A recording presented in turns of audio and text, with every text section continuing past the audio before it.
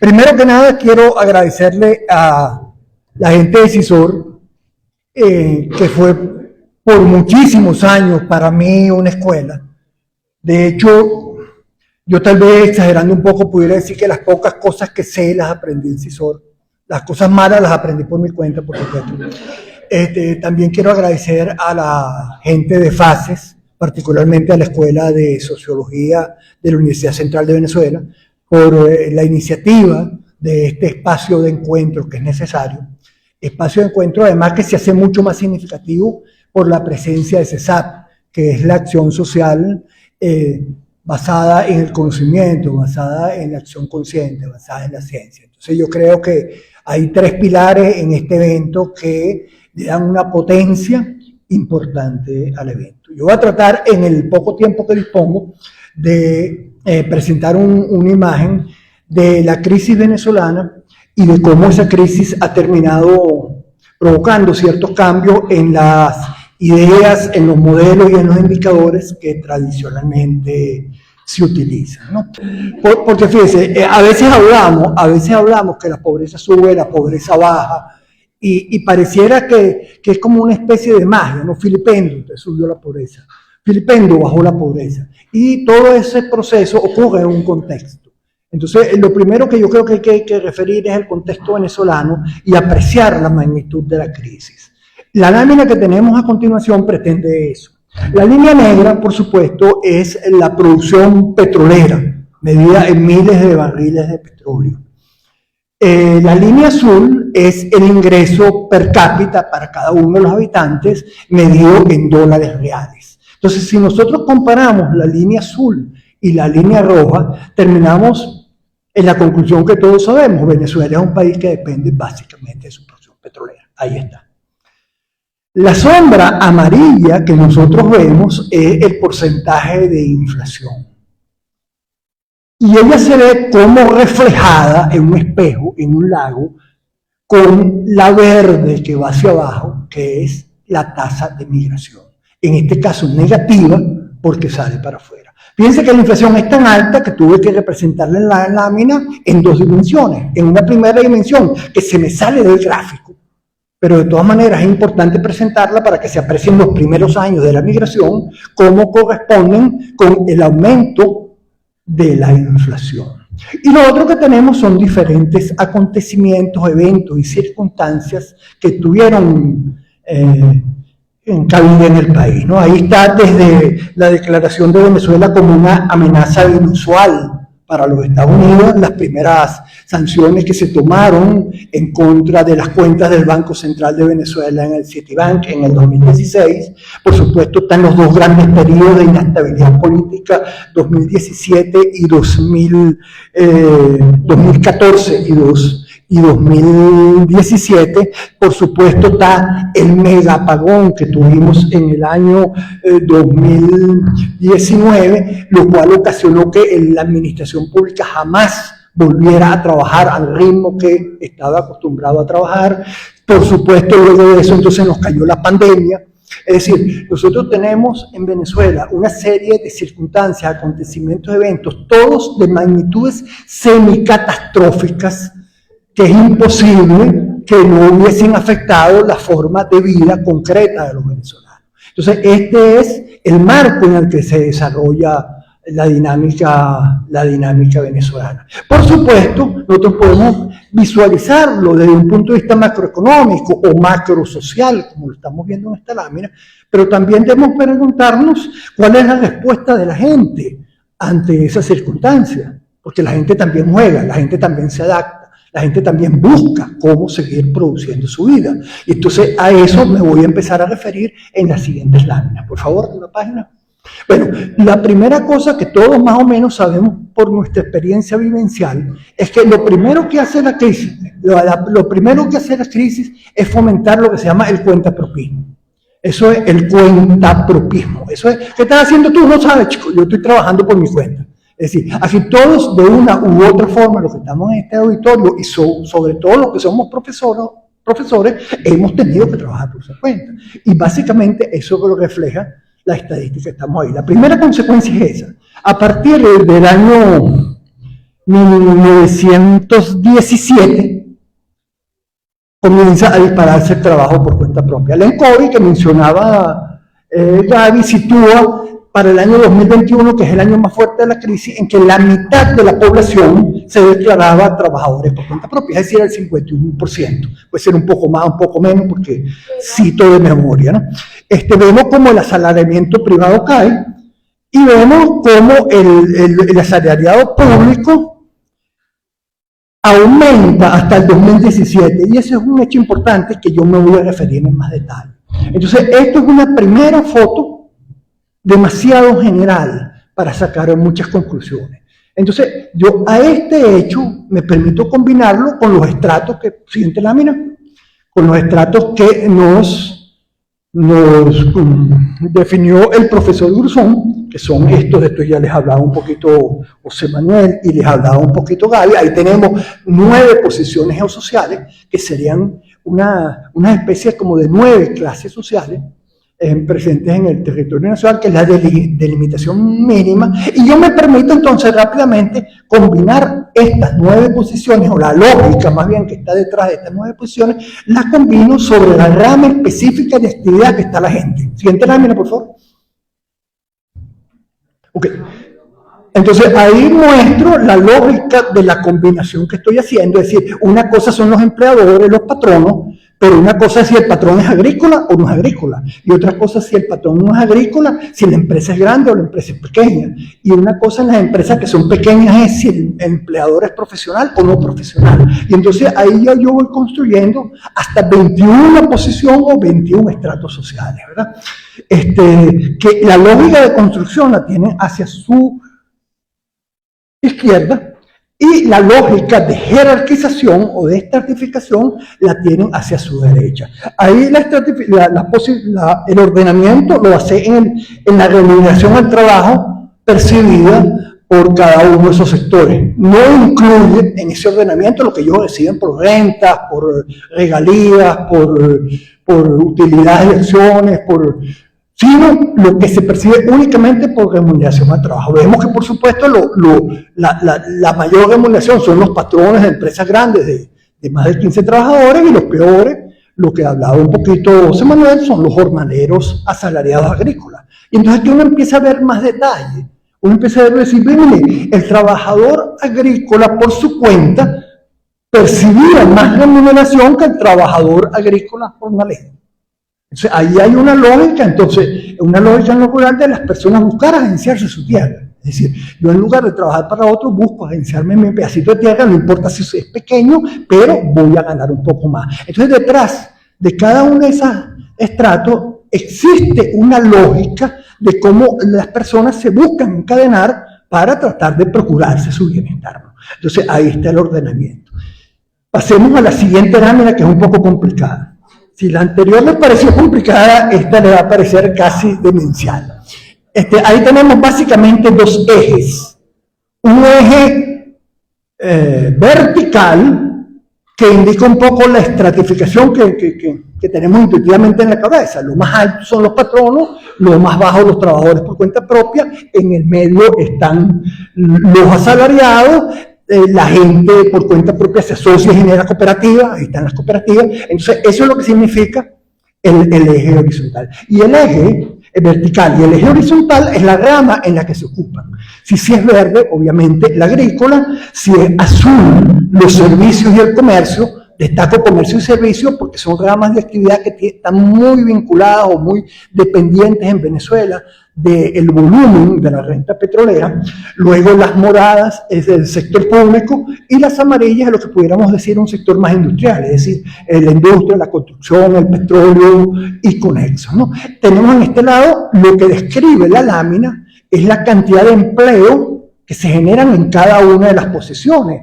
Fíjense que es básicamente una pirámide. Arriba en los patronos, tanto agrícolas como no agrícolas, un poquito, y hacia abajo vamos extendiendo el trabajo hasta ver en la base de la pirámide la gente que trabaja por su cuenta. Ahí lo tenemos en la situación que había en el 2012, y la estoy comparando con la que había en el 2017. Entonces aquí uno puede empezar a ver cosas más interesantes. No solamente el trabajo por cuenta propia creció, y creció en una proporción que todas las encuestas sitúan más o menos 10% entre esos dos puntos. Recordemos, hagamos un esfuerzo de memoria, la primera lámina que les puse, 2012, años sin crisis. 2017, ¿en dónde estamos? A la mitad de la crisis. O sea, esta es la mitad de la pesadilla, porque la pesadilla luego se pone peor, continúa. ¿Qué vemos? Por ejemplo, vemos en el sector público, en el sector del Estado. Vemos que el sector del Estado, la lámina violeta más grande es los profesionales de este lado. A ver. Y fíjense que después allá, en el otro lado, la lámina violeta comienza a reducirse. El Estado empieza a perder profesionales, empieza a perder capacidad. Pero, paralelamente, y por eso cuando uno ve la curva del empleo público solamente no se da cuenta de estos detalles, pero paralelamente el círculo de los empleados públicos no profesionales aquí es más pequeño y en el 2017 es más grande. ¿Por qué? Porque la gente en el momento de la crisis buscó la protección del Estado. Es decir, la gente sabía que si lograba un empleo público, no importando la cantidad de salario, iba a obtener una serie de beneficios como la bolsa de comida, la bolsa de alimentación, ciertos servicios de salud. Entonces ahí se produce un desplazamiento. Los profesionales se van del empleo público y los no profesionales buscan engancharse en el empleo público. ¿Hacia dónde se van los profesionales? Los profesionales se van o hacia el trabajo por cuenta propia, que es el círculo gris que se ve en el piso de los empleados públicos, de los empleados por cuenta propia. Hacia allá se van los profesionales y se van también hacia ser patronos de empresas pequeñas. Si esto es la situación en cuanto a la magnitud del volumen del empleo, si nos vamos hacia las remuneraciones, siguiente lámina, por favor, pasa lo siguiente. Fíjense que el sector, por supuesto, ahí se ve claramente la desigualdad. El piso de arriba, digamos el penthouse, donde están los patronos, acumula, por supuesto, muchísimo más del ingreso. Es capaz de soportar muchísimo mejor la crisis. Ahora, hay una particularidad. La pelota gris en el fondo izquierdo, que son los patronos profesionales de pequeña empresa, son los que resisten mejor la crisis en el 2017. Es decir, el patrono profesional de empresas pequeñas, es decir, probablemente empresas muy vinculadas a la tecnología, absorbe mucho mejor el impacto de la crisis que los patronos de las empresas grandes. Las empresas grandes les cuesta adaptarse a la crisis. Porque, por favor, lámina anterior. Anterior, por favor. Ok, fíjense que una de las cosas en esa lámina es la reducción gigantesca en lo que podemos llamar el sector industrial venezolano, que son aquellos círculos amarillos que están en el área de los asalariados de este lado, y fíjense el tamañito que ocupa allá. Ese ocupa aquí y ocupa allá. Y incluso la reducción de los trabajadores petroleros, por supuesto, por la caída de los ingresos petroleros. Siguiente lámina. Ok, aquí lo que se ve básicamente es quienes absorben el impacto de la crisis en el 2017, el sector asalariado. Es decir, el salario se vuelve una fantasía y entonces la gente tiene que migrar o a la protección del Estado o al trabajo por cuenta propia. Hay una deformación. Piensen que ahí las pelotas en el nivel asalariado, miren el tamaño de estas pelotas, miren el tamañito de estas. En cuanto a condiciones de vida, se achica el salario. Y estamos en la mitad de la caída, todavía no hemos caído más. Con la caída, incluso la forma de nosotros medir esto termina siendo complicada. Porque fíjate que yo estoy hablando aquí de niveles de remuneración. ¿Qué pasa con los niveles de remuneración en épocas de crisis? Siguiente lámina, por favor. El ingreso, la pobreza de ingresos, dicen. Yo siempre he dicho que decir la pobreza de ingresos es como decir la fiebre de termómetro.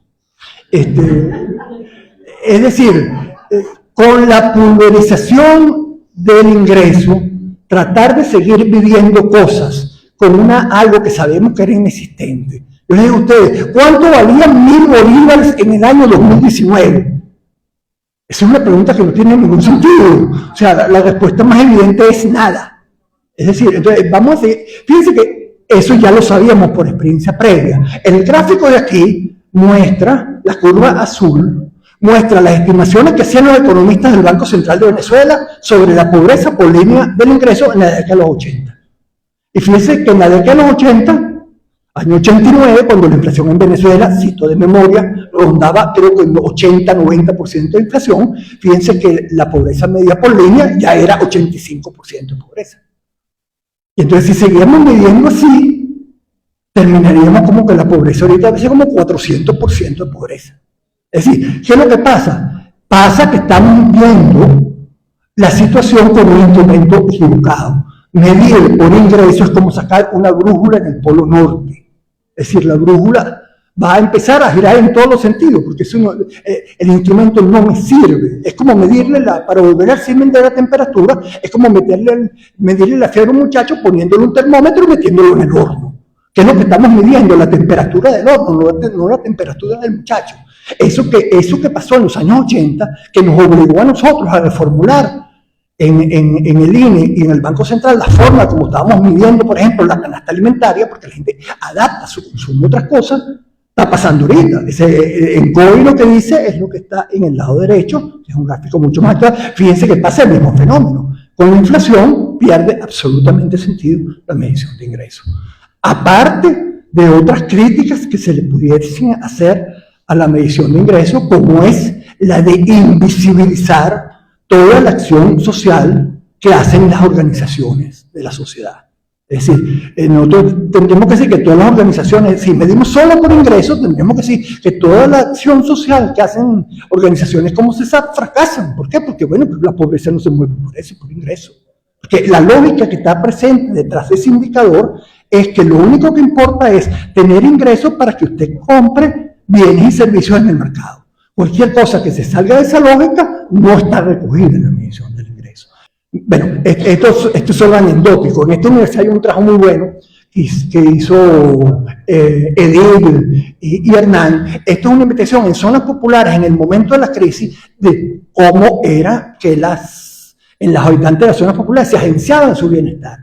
Y ahí hay tres decenas de formas distintas de tratar de educarse a la crisis. Es decir, eso habla del impacto, esa era la forma como ellos podían hacer para sobrevivir, eso habla del impacto que tenía la crisis. Siguiente lámina.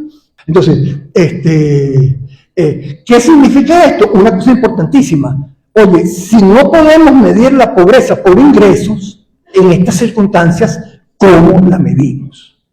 Entonces, esa es una pregunta que empieza a cobrar respuesta con las iniciativas de pobreza multidimensional que les mencionaron Gaby y que les mencionaron José Manuel. Pero no solamente los indicadores empiezan a perder la potencia explicativa, sino más grave aún, la relación entre los indicadores también pierde potencia explicativa. Siguiente lámina. Ahí tenemos, por ejemplo, la relación que hay entre el ingreso y la educación. Y entonces vemos que como desde el año 2012 hasta el 2017, la educación termina perdiendo fuerza en cuanto al porcentaje de remuneración. Yo creo que estando en una universidad no hacía ni falta que yo pusiera esta lámina. Todos hemos sufrido vivencialmente como el conocimiento, la preparación que uno tenga, los años de estudio que uno tenga, no se ven reflejados en la remuneración que estamos percibiendo. Y más grave aún, no es la que estamos percibiendo nosotros, sino que la que los muchachos perciben que van a tener. Entonces ya la educación como gran motivación de desarrollo y logro personal se ha perdido. Esa relación está rota, está disuelta. Entonces nosotros teníamos un país en donde casi era un mantra decir la educación es la clave para el desarrollo. Eso era casi un mantra. Y ahora tenemos un país donde resulta que la relación entre los ingresos, es decir, entre el bienestar de las personas y la educación se ha roto. Entonces, esa es la magnitud de lo que nos estamos enfrentando con la agudización de la crisis. Yo puedo seguir aquí haciendo esta especie de autopsia que estoy haciendo a la crisis, pero voy a resaltar cosas que me parecen claves para una agenda futura de cómo encarar la lectura del país. Siguiente. Ok, entonces ya la misma noción, ¿se acuerdan la lámina que yo empecé de los trabajadores por cuenta propia suben y estos bajan y estos son empleados públicos? Ya esa misma noción de ocupacional ha perdido absolutamente el sentido. Es decir, ¿la gente es qué? ¿La gente es empleada pública o es trabajadora por cuenta propia? No, es las dos cosas. ¿Cómo lo definimos? ¿Cómo definimos lo que ocupacionalmente es la persona? Eso emerge un tema. Emerge el tema del pluriempleo. Hoy día en Venezuela hay que investigar el pluriempleo, hay que investigar cómo es que la gente tiene diferentes ocupaciones, cómo se distribuyen esas diferentes ocupaciones y cómo engranan esas diferentes ocupaciones para que las familias se generen su bienestar. Ese es un tema pendiente de estudios, no lo sabemos. Siguiente cosa que no sabemos es la invisibilización del trabajo. Las compañeras feministas afortunadamente han pasado varias décadas de su vida diciendo, bueno, miren, en Venezuela se invisibiliza el trabajo que hace la mujer. Es decir, la mujer tiene doble jornada de trabajo, trabaja en la calle, trabaja en la casa, pero a esa invisibilización que ya tradicionalmente se producía, se le puede sumar otra. Es decir, no solamente le invisibilizamos su trabajo remunerado, le invisibilizamos su trabajo doméstico, pero también le estamos invisibilizando su trabajo social, y le estamos invisibilizando su trabajo comunal, y le estamos invisibilizando su trabajo comunitario. Si ustedes van a las comunidades, ustedes verán la cantidad de trabajo que ponen las mujeres en que la comunidad pueda mantenerse. Eso no es trabajo. Eso no es parte del Producto Interno Bruto de un país. Si el Producto Interno Bruto de un país es la cantidad de bienes y servicios producidos por un país en un lapso de tiempo, todo lo que se hace con trabajo voluntario comunitario debería ser parte del cálculo del Producto Interno Bruto, y eso lo invisibilizamos. Invisibilizamos algo que fue tan importante en las peores épocas de la crisis como es el trabajo solidario. Es decir, mucha gente hemos vivido aquí de trabajo que nosotros hacemos para otros. ¿Para quién? Para nuestros panas, para nuestros vecinos. Coño, que se me dañó la lavadora y no tengo cómo arreglarla. No te preocupes, chico, yo te la arreglo. Entonces uno va y la parapeteaba. Y eso es trabajo también. ¿Qué magnitudes tiene ese trabajo solidario en la Venezuela actual? No sabemos. Yo supongo que puede ser un volumen muy grande. Otra cosa es lo que ya hablaba, el ingreso invisibiliza totalmente la acción social y la acción del Estado. Es decir, mientras sigamos enfocados en ver el ingreso y no ver lo que la sociedad realmente está haciendo para mantenerse, nos estamos perdiendo muy buena parte de la película. Otra cosa importante que tenemos que seguir estudiando, la desterritorialización del concepto de los venezolanos. José Manuel ponía ahí un mapa y ponía las luces de Venezuela y tal. ¿Ese es Venezuela?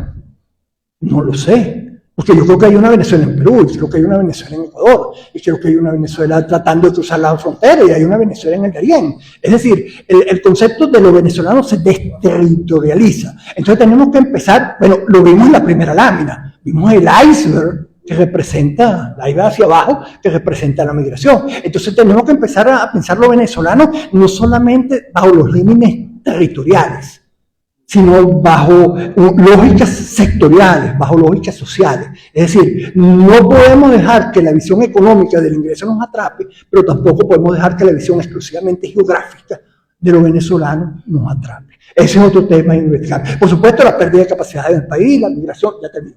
La migración nos ha costado capacidades humanas.